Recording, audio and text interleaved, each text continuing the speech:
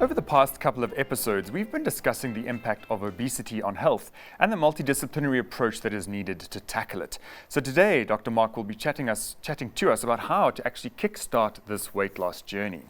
So Mark, we've got a lot of the theory behind what obesity is, the metabolic diseases, lifestyle factors to some degree, but now the key question is, what do we have to do to start and to get moving on this journey of weight loss and weight management? Michael, I think the place where you start is actually to do some introspection and be honest with yourself. What got me here? Was it my lifestyle? Am I eating too much? Am I eating too little? Am I eating the wrong foods?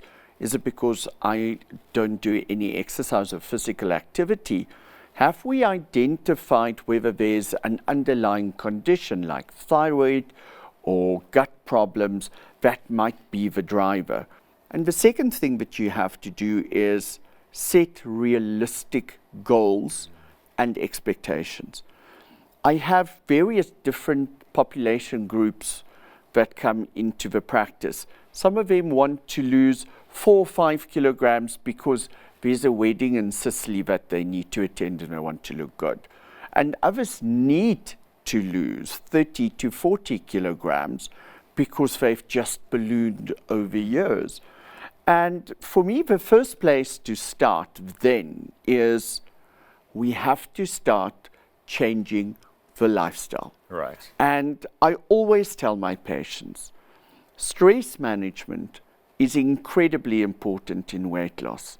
Physical activity and exercise is just as important. So let's combine the two. Okay. From today onwards, you will go and walk. Not I might, you will go and walk once around the block on which you stay. It will take you 10 to 15 minutes. Admire other people's gardens.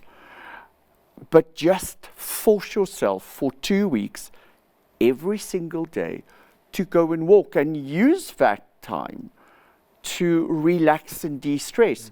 Focus on the sleep. So often people who have weight problems have obstructed breathing. So make the change. Put 2 bricks under the head of the bed and just lift the bed slightly. Okay. Because you will breathe better. Right, okay. Or get a nice, comfortable lazy boy and put it in your bedroom and maybe sit in your lazy boy and sleep like we all do in any case in front of a TV. And then, you know what, it's start with the stuff that we know that's bad for us. Yes. We know that sugar is bad. So how do we cut the sugar out? So instead of grabbing the sweets or the chocolates, maybe have some fruit.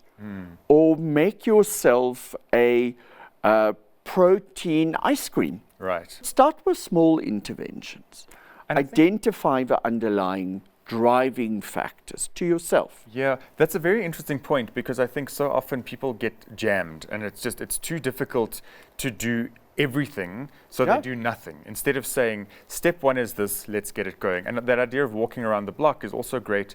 As you mentioned, the stress side of things, you're helping to reduce some cortisol, you're going to help so many other things in your body.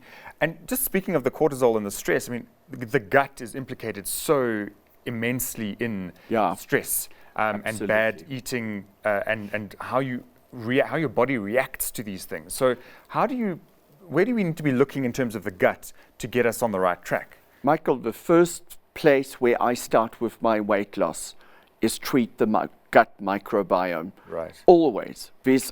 You will have dysbiosis if you're obese or overweight.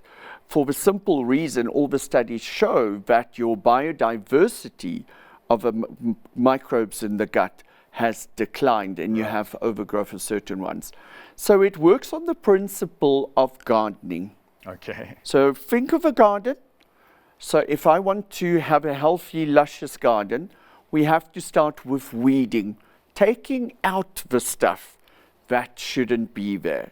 So there's certain compounds that work beautifully for here. I'm thinking of fulvic acid, apple cider vinegar, that create space for pathogenic bacteria in the gut to bind to and neutralize them.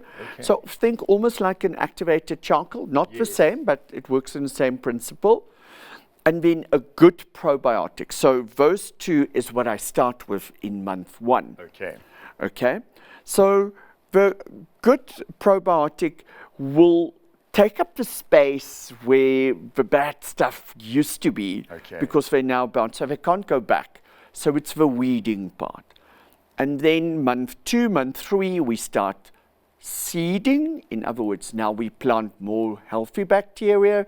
We even incorporate something like a postbiotic in the form of maybe butyrate, which is a free fatty acid.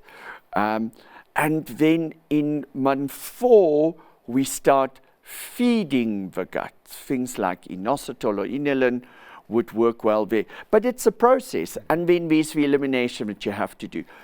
Eliminate sugar, number 1.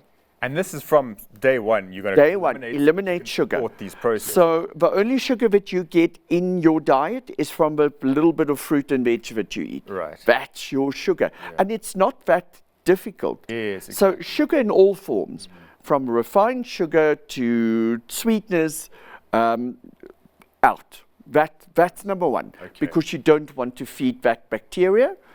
And then we need to look at the trace elements.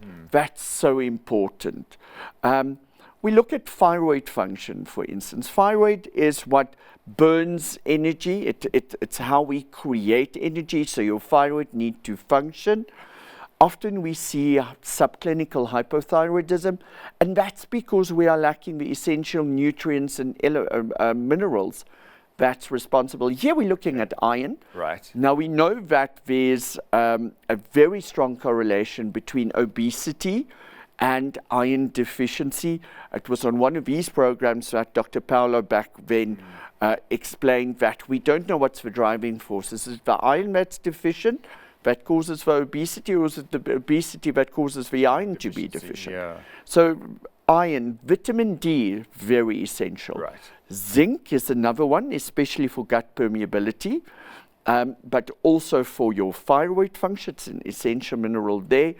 Magnesium, a good probiotic for thyroid function as well as for gut. And then things like omega-3 that will help with lipid metabolism. So small little interventions prepare the body.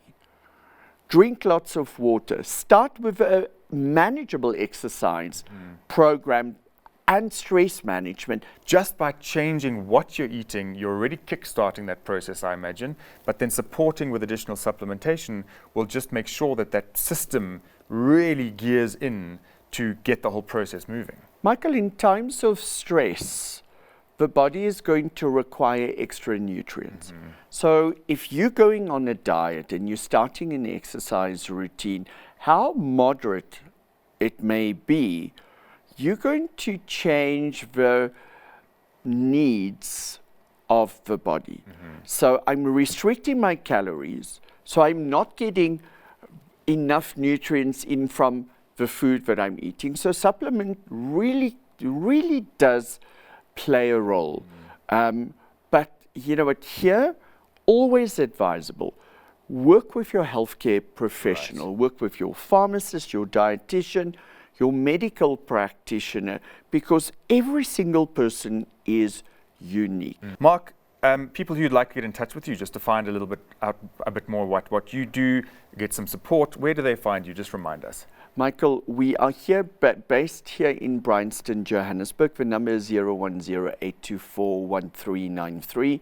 But patients should know that we consult all over South Africa and actually across the world. We have patients all over the world. So if you are battling, give us a shout. You can also follow us on Facebook, or the website is www.thetclinic.com. Wonderful. Mark, thank you so much. Some great insights there. Great to have you with us. Thank you.